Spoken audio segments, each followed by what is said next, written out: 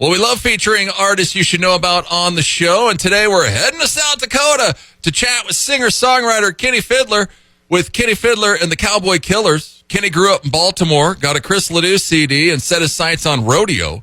He realized rodeo wasn't great for a family man, so he turned his attention to music, and he hasn't stopped. You can catch him Friday night at the Warehouse Gastro Pub in Sheridan. Go get your tickets now at yojam.com.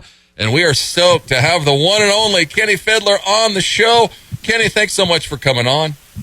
Oh, thanks for having me on. Wow.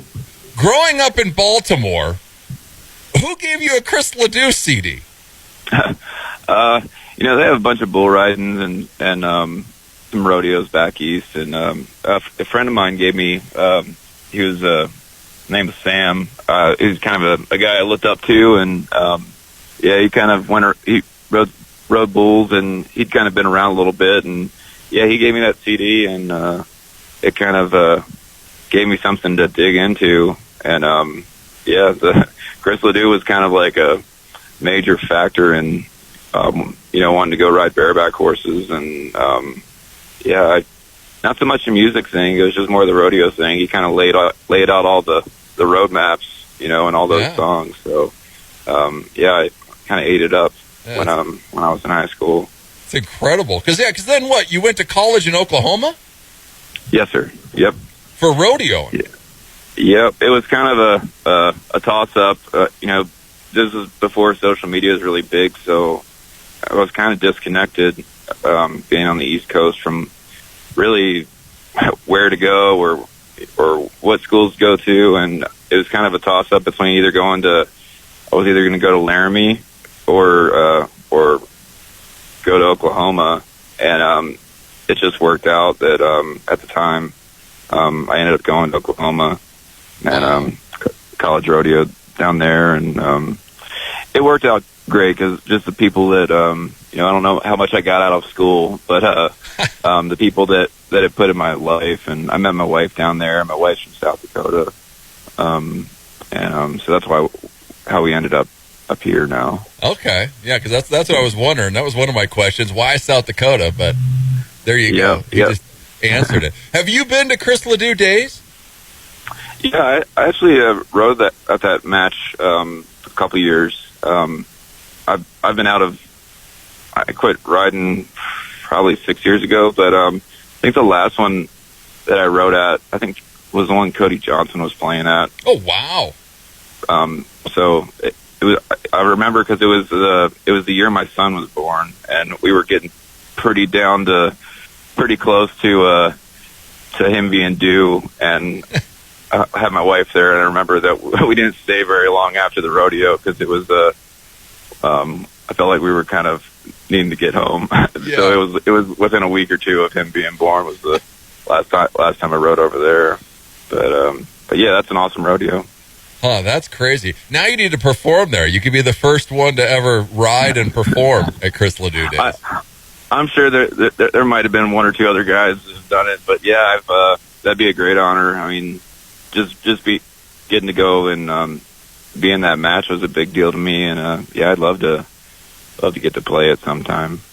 That's crazy. All the Chris LeDoux influence. You almost go to University of Wyoming because of it. I know. Yeah. Man, from Baltimore. Could you have ever imagined? Where you're at now? Yeah, I've been really lucky, and I've kind of always made these kind of big leaps, and I've always kind of landed on my feet with what I was doing, and music wasn't really like a big plan of mine. I kind of just did it just for fun and just for myself. I feel like that's why I wrote so many rodeo songs back when I was younger, because I was kind of an outsider in the deal, and I just really had an appreciation for it, and kind of soaked it all in. So I wrote a lot about it, and that was the main thing for me for a long time. And then I realized I wasn't going to take it anywhere,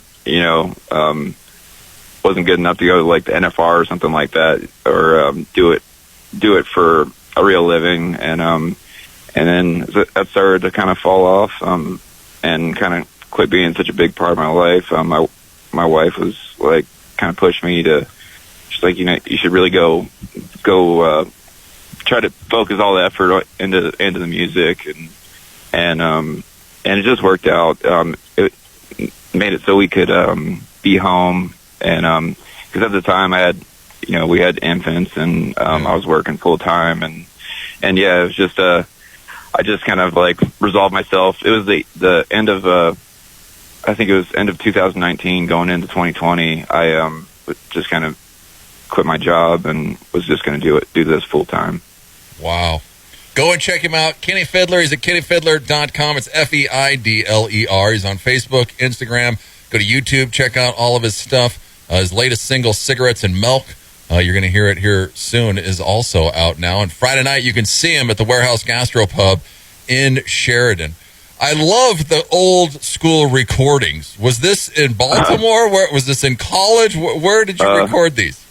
That was in Oklahoma in college, and it was not purposeful to do it that way. It was more ignorance than anything. Oh, yeah.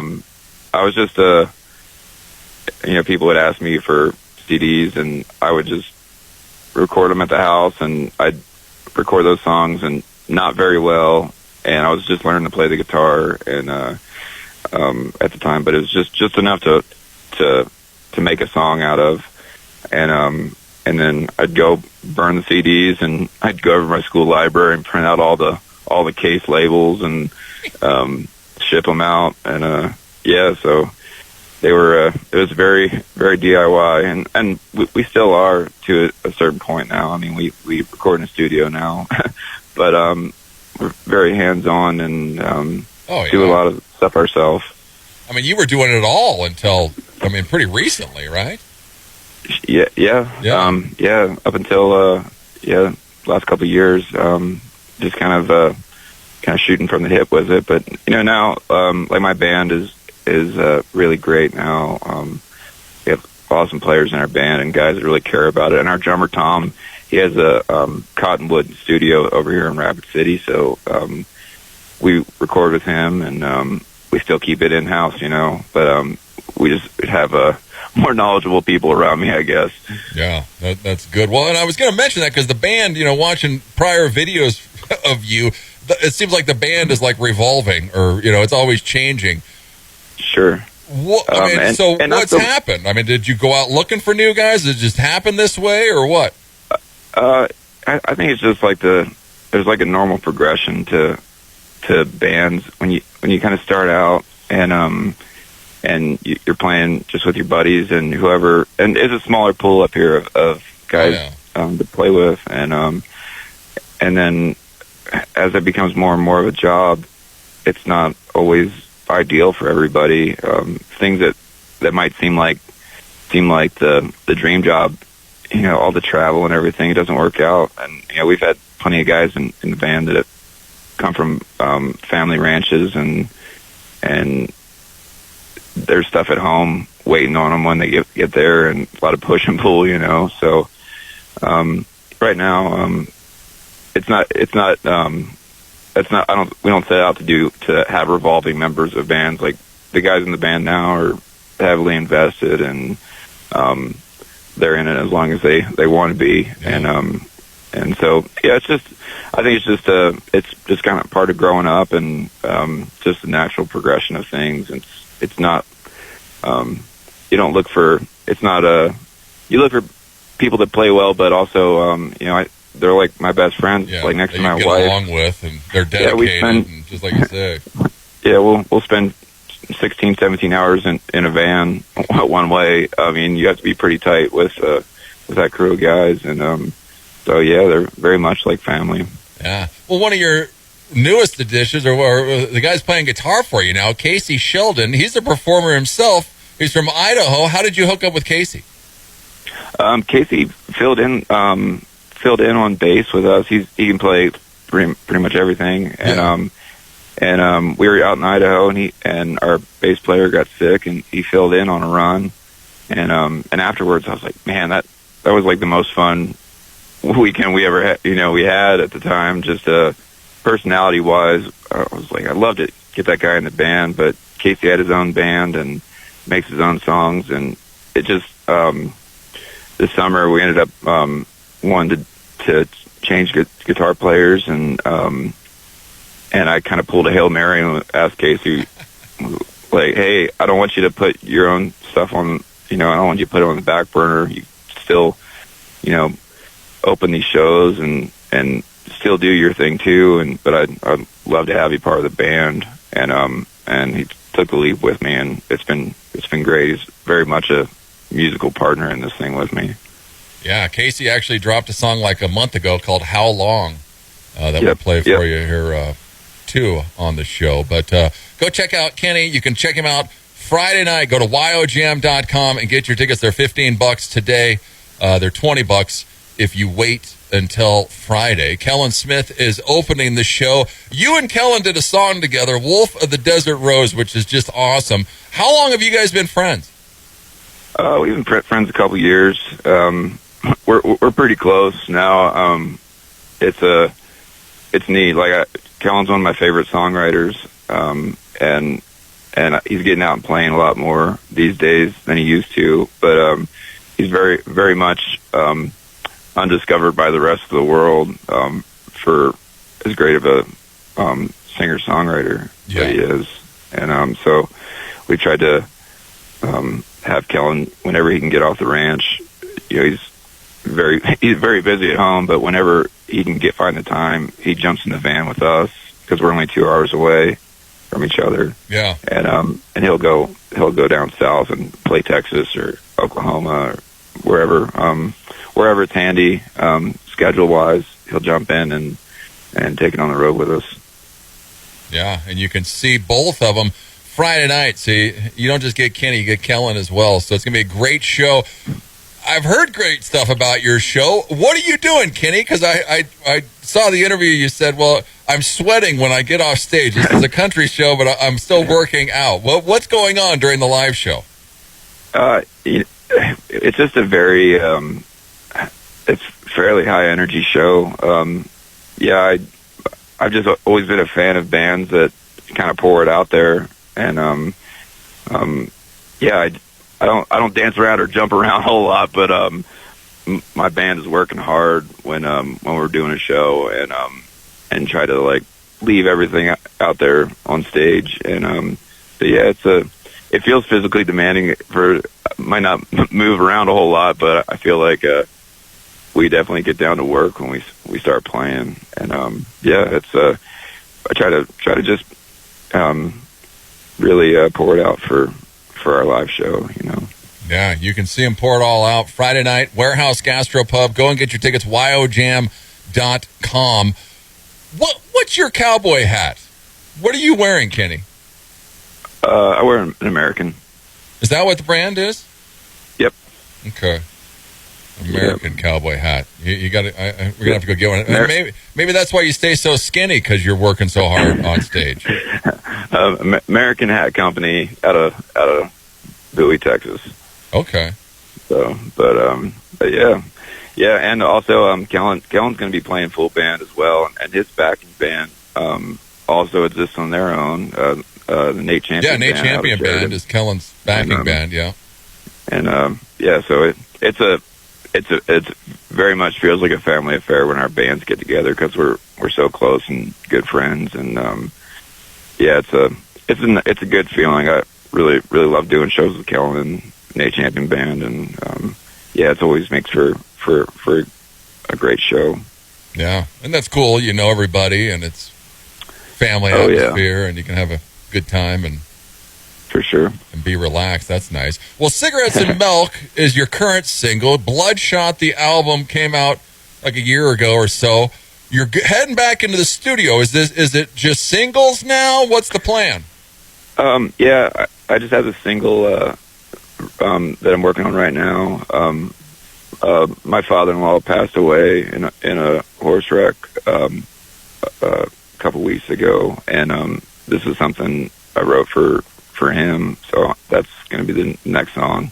So it's going to be something very meaningful to my wife and my family. that's what I'm doing right now. I don't really have any plans on as far as albums go. Like the current state of things makes it a little more conducive to do singles, and I took a while to get that last full album out, and now that I got that done, I don't feel too bad about just writing some songs and putting some new songs out, and it's a little more efficient. You can go and record something, and the planning process, it's not such a big bite, to go and do a couple singles, and when I do an album, I kind of want it to be cohesive too. So doesn't have to say albums are off the table, but just for right now, I just have a couple songs that I want to do, and I'm just gonna get them out. Yeah. Sorry about your father-in-law. I saw that on your Facebook page. He got in a horse accident. That's awful. Sorry about that. That's okay. It's a terrible deal, and this next song, it's something. I don't write a whole lot of songs. I'm not a very frequent writer, or I don't write as much as I should. But I really kind of depend on kind of getting struck by things and having writing real things and things that are meaningful to me, and so that's kind of how I work, and it's a lot slower process than the old days. I used to just kind of not be as critical of what I was writing or making, and now I put a lot of time into it, and so if you hear something from me, it's harder to come by, and it's definitely well thought of, and put a lot of myself into it. Yeah. Well, the current one, Cigarettes and Milk, this is a great song. I mean, you can't beat the title. What inspired you for this one? I heard a story from a guy about a similar plot line of a guy that they kind of skated out on his family, and used to go rodeo, and it's not a very happy story. For it being kind of an upbeat sounding song, it's fairly dark, but it was just one of those things that kind of struck me at the time, the story, and then I kind of just embellished it, with those kind of things, to make the story what it is in the song. But sometimes if you're not writing from personal experience, you hear stories from other people, or put yourself in other people's shoes, and so that's how I normally write. Yeah. Go and see him. You can hear it Friday night, Warehouse Gastropub in Sheridan. Go to WyoJam.com. Get your tickets. Go see Kenny Feidler and the Cowboy Killers, and along with Kellen Smith on Friday night. Here is Cigarettes and Milk. Kenny, thanks so much for coming on. Hey, thanks so much for having us. Cigarettes and Milk. It's Kenny Feidler. It's KIX 96.5.